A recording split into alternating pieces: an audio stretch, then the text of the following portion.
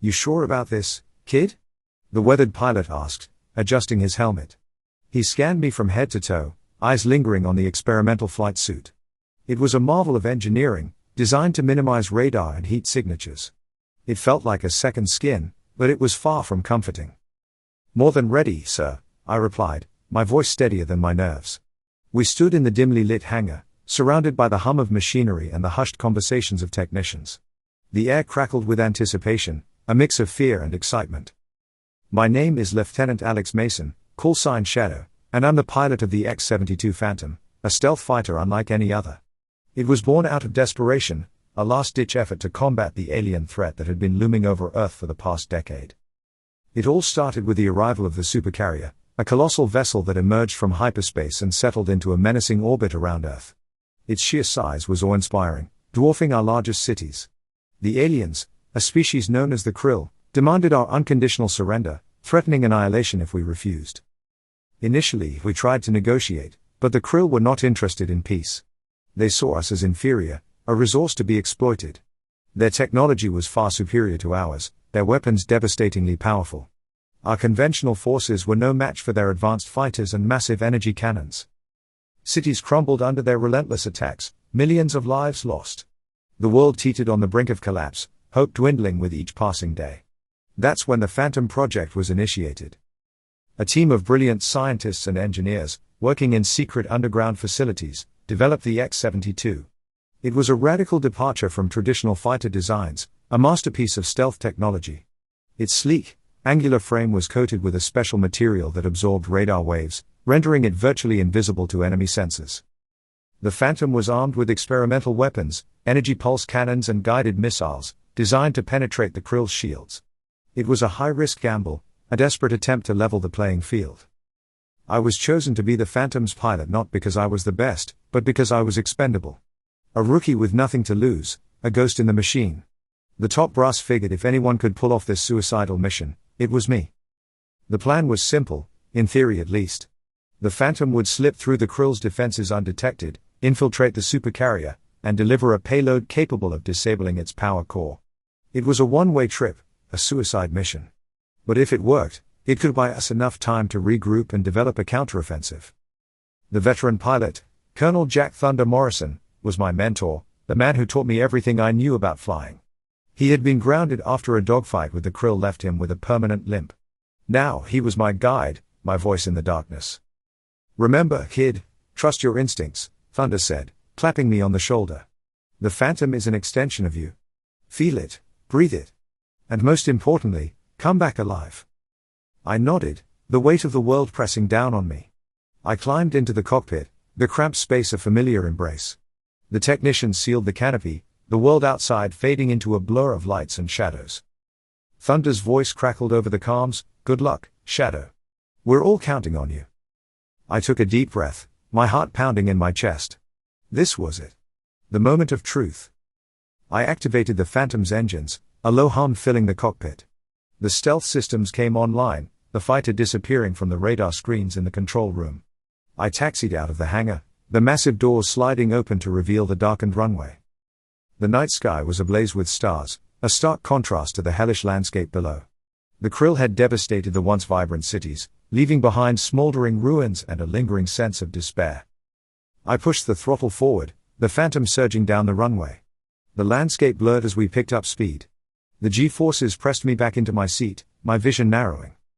We reached the end of the runway, the edge of the precipice. I pulled back on the stick, the Phantom leaping into the air. We soared into the night sky, leaving behind the shattered remnants of our world. The mission had begun. Volume _up. The Phantom soared through the atmosphere, the stars twinkling above and the Earth's curvature visible on the horizon. The world below was a tapestry of darkness, punctuated by the occasional flickering light of a struggling settlement. The Krill's reign of terror had plunged the planet into a perpetual twilight. As we ascended, the Supercarrier came into view. It was a behemoth of metal and energy, its lights casting an eerie glow across the sky. It hung in orbit like a predatory moon, its presence a constant reminder of our impending doom. Thunder's voice guided me through the initial stages of the approach. Remember, kid, stay low and slow. The Krill sensors are less effective at detecting objects moving at subsonic speeds. Use the terrain to your advantage, weave between the mountains and valleys. I followed his instructions, hugging the Earth's contours. The Phantom's stealth systems hummed around me, a comforting symphony of invisibility. The radar screens in the Krill command center remained blissfully unaware of our presence. As we neared the supercarrier, the tension in the cockpit intensified. My heart hammered against my ribs, my breaths coming in short, shallow bursts. The comms crackled with static, the only sound breaking the silence of the void. Approaching the exclusion zone, Thunder warned. Their point defense systems are on high alert. One false move and they'll blow you out of the sky. I swallowed hard, my hands tightening on the controls. The Phantom was a technological marvel, but it was still vulnerable. A single hit from a Krill energy weapon would be catastrophic. I activated the electronic countermeasures, flooding the airwaves with false signals designed to confuse the enemy sensors. The Phantom's HUD flickered with warnings, the Krill defenses reacting to our presence. But it was too late. We were already inside the exclusion zone, the supercarrier looming above us like a monstrous shadow. Its hull was studded with turrets and weapon emplacements, each one a potential death trap. "Hang on, kid," Thunder said, his voice strained. "It's about to get bumpy." The Krill opened fire, a barrage of energy blasts streaking towards us. The Phantom duked and weaved, narrowly avoiding each attack. The cockpit shook violently, the G-forces threatening to crush me. I pushed the throttle to the max, the Phantom accelerating towards the supercarrier's underbelly. We flew through a hail of enemy fire, the air around us shimmering with energy. "Target the main hangar," Thunder instructed. "That's where they store their fighters. If we can take those out, it'll cripple their offensive capabilities." I locked onto the hangar, the Phantom's targeting computer calculating the optimal trajectory. I fired a volley of missiles, the projectiles streaking towards their target. The missiles struck the hangar doors, a massive explosion ripping through the metal. The supercarrier shuddered, alarms blaring throughout its vast interior. "Yes," Thunder exclaimed. "Now, let's find that power core." I banked the Phantom sharply, following the navigational data displayed on the HUD. The Krill fighters were scrambling, launching from secondary hangars. But they were too late. We were already deep inside the supercarrier, our stealth systems still masking our presence. The corridors were a maze of metal and wires, the air thick with the smell of ozone. The Krill crew scurried in panic, their faces etched with fear. We reached the power core chamber, a massive cylindrical structure pulsating with energy. It was the heart of the supercarrier, the source of its immense power. "This is it, kid," Thunder said, his voice filled with a mixture of pride and apprehension. "Plant the payload and get out of there." I ejected the payload, a compact device designed to overload the power core. It tumbled through the air, attaching itself to the core's outer casing. I set the timer, the digital display counting down the seconds. "Payload deployed," I reported. "Time to go." I pulled the Phantom into a steep climb, the G-forces pushing me back into my seat. The Krill fighters were swarming around us, their weapons blazing. But the Phantom was too fast, too agile. We dodged their attacks, weaving through the narrow corridors. The timer reached 0. The power core chamber erupted in a blinding flash of light, the shockwave shaking the entire supercarrier. The lights flickered, the alarms fell silent. "We did it," Thunder shouted, his voice barely audible over the roar of the engines. "Now get us the hell out of here." The Phantom surged through the damaged corridors, the Krill fighters in hot pursuit. We reached the exit, a gaping hole in the supercarrier's hull. I pushed the throttle to the max, the Phantom shooting out into the void. We soared into the night sky, leaving behind the crippled supercarrier. The relief of escape was short-lived. The Krill supercarrier, wounded but not defeated, unleashed a relentless swarm of fighters in pursuit. Their sleek, bioorganic forms swarmed around us like angry hornets, their energy cannons spitting bolts of plasma. The Phantom danced through the barrage, its agility its only defense against overwhelming odds. "They're not letting up," I said, my voice tight with strain. The strain of constant maneuvering, the G-forces pressing on my body, the adrenaline coursing through my veins, it was taking its toll. "They won't," Thunder replied grimly. "Not until they've blasted us to scrap metal. We need to lose them, and fast." An idea sparked in my mind, a desperate gamble. "There's a debris field up ahead," I said, pointing to a cluster of asteroids on the HUD. "If we can navigate through it, we might be able to shake them off." Thunder hesitated. "It's risky. One wrong move and we're asteroid dust." "It's our only chance," I countered. "Besides, Isn't that what the Phantom was built for? To take risks no other fighter can? Thunder chuckled, a sound that was both weary and admiring. All right, kid. Let's see what this bird can do. I steered the Phantom towards the asteroid field, the Krill fighters hot on our tail. The asteroids loomed larger as we approached, their jagged surfaces reflecting the cold light of distant stars. I weaved between them, the Phantom twisting and turning with impossible grace. The Krill fighters struggled to keep up, their rigid movements ill-suited to the chaotic environment. One by one, they fell behind, their weapons fire growing sporadic. But just as we thought we had escaped, a new threat emerged. A massive Krill cruiser materialized from hyperspace, its engines glowing with an ominous blue light. It was larger than anything we had encountered before, a symbol of the Krill's overwhelming power. Damn it! Thunder cursed. They must have tracked our energy signature when we exited the Supercarrier. The cruiser unleashed a volley of missiles, each one capable of obliterating the Phantom. I threw the fighter into a series of evasive maneuvers, the G-forces pushing me to the brink of unconsciousness. But it was no use. A missile struck the Phantom's tail, sending us into a violent spin. The world outside the cockpit became a blur of stars and asteroids. As I fought to regain control, a strange sensation washed over me. It was as if the Phantom itself was communicating with me, its systems resonating with my own biorhythms. A sudden clarity filled my mind, a realization so profound it sent chills down my spine. The Phantom wasn't just a machine. It was alive. In a desperate act, I surrendered to the sensation, merging my consciousness with the fighter's AI. The Phantom responded, its systems pulsing with newfound power. Its engines roared, its weapons glowed with an intense energy. I pulled the Phantom out of its spin, facing the Krill cruiser head-on. The enemy vessel fired another volley of missiles, but the Phantom moved with preternatural speed, dodging each one with ease. Then the Phantom did something unexpected. It opened fire, not with its conventional weapons, but with a focused beam of pure energy. The beam struck the cruiser's bridge, a blinding flash of light engulfing the command deck. The cruiser shuddered, its engines sputtering. Then, in a spectacular display of destruction, it exploded, shattering into a million pieces. I gasped, the adrenaline draining from my body. The Phantom, now silent and inert, drifted through the asteroid field. I had survived, but at what cost? The comms crackled to life. Shadow, do you copy?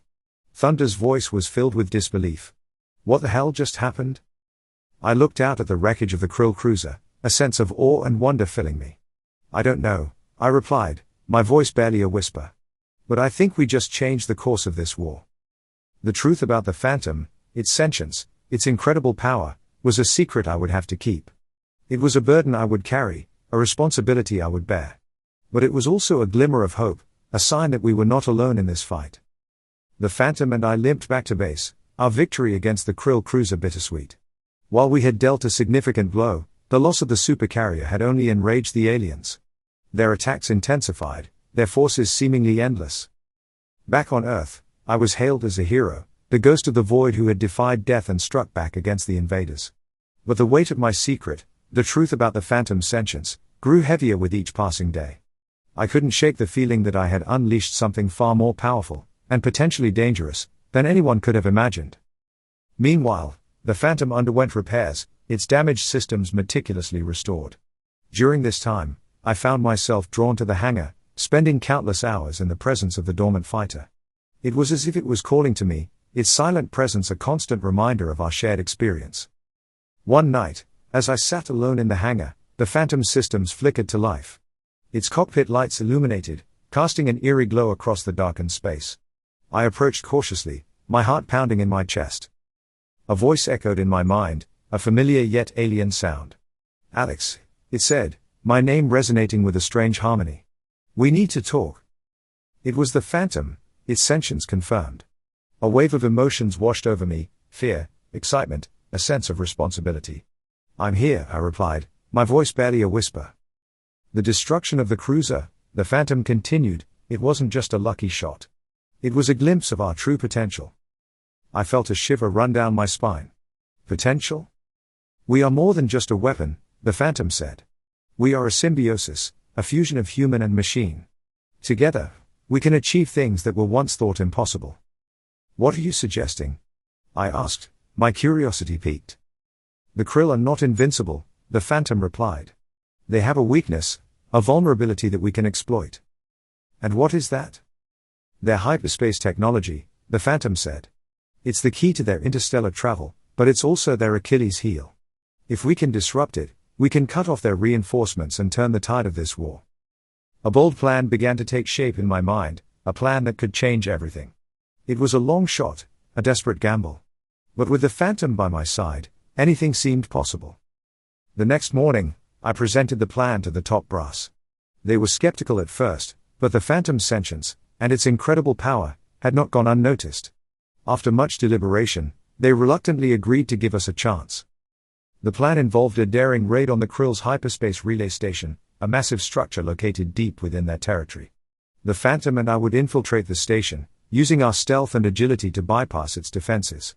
Once inside, we would deploy a specialized device capable of disrupting the hyperspace network, effectively cutting off the Krill supply lines and stranding their forces on Earth. It was a suicide mission, a one-way trip into the heart of enemy territory. But if it worked, it could be the turning point in the war, our last, best hope for survival. As I prepared for the mission, I couldn't help but think of the risks, the potential consequences. But I also thought of the Phantom, its unwavering confidence, its belief in our shared destiny. And so, with a mixture of fear and determination, I climbed into the Phantom's cockpit. The canopy sealed shut, the world outside fading into a blur of lights and shadows. The engines roared to life, the stealth systems activated. We were ready. It was time to change the fate of our world. The mission briefing was tense. A holographic projection of the Krill hyperspace relay station dominated the war room, its complex structure a labyrinth of conduits and energy nodes. The top brass, their faces etched with worry and a flicker of desperate hope, listened intently as I laid out our plan. The station is heavily fortified, I explained, tracing my finger along the holographic pathways. But their focus is on external threats. They don't expect an attack from within. Thunder, standing beside me, nodded in agreement. That's where the Phantom's stealth capabilities come in. We can slip past their sensors, penetrate the core, and deploy the disruptor. The general, a grizzled veteran with a 1,000-yard stare, leaned forward. And this disruptor, you're certain it will work? We've run countless simulations, I replied. The Krill's hyperspace technology is sensitive to specific energy frequencies. The disruptor will overload their systems, creating a cascading failure that will shut down the entire network. There was a moment of silence, the weight of the mission hanging heavy in the air. Then the general spoke, his voice firm and resolute. Very well. You have your orders. Godspeed, Shadow. The Phantom and I departed under the cover of darkness, our departure witnessed only by a handful of trusted personnel. The launch sequence was swift and silent, the Phantom's engines barely a whisper as we ascended into the night sky. The journey to the relay station was uneventful, the vastness of space a canvas of stars and nebulae. Inside the cockpit, I communed with the Phantom, our minds merging in a symphony of shared purpose. We were two halves of a whole, a singular entity driven by a desperate hope. As we neared the relay station, its imposing form emerged from the darkness. It was a colossal structure, dwarfing the Supercarrier in size and complexity. Its surface thrummed with energy, a testament to the immense power it harnessed. We approached cautiously, the Phantom's stealth systems masking our presence. The Krill sensors remained oblivious, their attention focused on the distant threat of human warships. We slipped through a ventilation shaft, the Phantom's compact size proving an advantage in the labyrinthine corridors. The air was thick with the hum of machinery and the faint scent of ozone. We reached the core, a vast chamber pulsating with raw energy. It was the heart of the hyperspace network, the nexus of the Krill's interstellar empire. This is it, the Phantom's voice echoed in my mind. Deploy the disruptor. I ejected the device, a sleek cylinder that floated towards the core's central node. It attached itself, its lights blinking in a steady rhythm. Disruptor activated, I reported. Initiating countdown. A tense silence filled the cockpit as we waited. The seconds ticked by, each one a lifetime. Then the core began to shudder, its energy fluctuating wildly. It's working, the Phantom said, a hint of triumph in its voice. The network is destabilizing. Alarms blared throughout the station, the Krill crew scrambling in panic. We turned to leave, but it was too late. The Krill had detected our presence, their security forces converging on our position. We raced through the corridors, dodging energy blasts and pursuing Krill warriors. The Phantom's agility was our salvation, its movements a blur as we evaded capture. We reached the ventilation shaft, the exit point mere meters away. But as we were about to escape, a Krill soldier stepped into our path, his weapon trained on us. Time seemed to slow down as I met his gaze. It was a look of pure hatred, a burning desire for revenge. He fired, the energy blast streaking towards us. But in that split second, the Phantom reacted, shielding me with its own body. The blast struck the fighter's hull, a blinding flash engulfing the cockpit. The world went dark. The world returned in a rush of pain and disorientation. My vision swam, the cockpit a hazy blur. Groaning, I tried to move, but a sharp pain in my side stopped me. I looked down to see a jagged piece of metal protruding from my flight suit. The Krill's energy blast had pierced the Phantom's hull, wounding me in the process.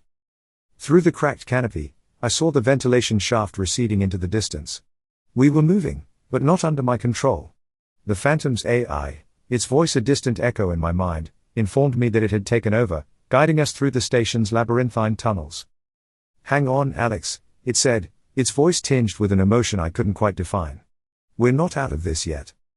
The Phantom navigated with a skill that belied its damaged state, dodging obstacles and evading Krill patrols. It was as if the fighter was fighting for its life, its survival instinct intertwined with my own. We emerged from the station's underbelly, the vast expanse of space spread out before us. But our escape route was blocked by a Krill interceptor, its weapons primed and ready. "Brace yourself," the Phantom warned. The interceptor opened fire, its energy blasts tearing through the void. The Phantom juked and weaved, its movements erratic but purposeful. It led the interceptor on a deadly dance, drawing it closer to the destabilizing relay station. "What are you doing?" I asked, my voice barely a whisper. "Trust me," the Phantom replied. The interceptor closed in, its weapons glowing with lethal intent. But just as it was about to deliver the killing blow, the relay station erupted in a cataclysmic explosion. The shockwave sent the interceptor spiraling out of control, its hull cracking and splintering under the immense pressure. The Phantom, battered but unbowed, soared through the debris field, leaving the shattered remnants of the relay station behind. But our victory was Pyrrhic. The damage to the Phantom was extensive, its systems failing one by one. "I can't hold on much longer," the Phantom's voice wavered, its strength fading. "Alex, you need to eject." "No," I protested. "I won't leave you." "It's the only way," the Phantom insisted. "You have to survive. You have to tell them what happened here." I hesitated, torn between loyalty and survival. But the Phantom was right. I was the only one who could bear witness to our mission, to the sacrifice we had made. With a heavy heart, I initiated the ejection sequence. The canopy blew open, the vacuum of space pulling me out of the cockpit. I tumbled through the void, the Phantom shrinking in the distance. As I drifted further away, I saw the Phantom turn back towards the relay station. Its engines sputtered, its lights flickered. Then, in a final act of defiance, it plunged into the heart of the explosion. I watched in horror as the Phantom was consumed by the inferno, its sacrifice a beacon of hope in the darkness. I was alone in the void, drifting towards an uncertain fate.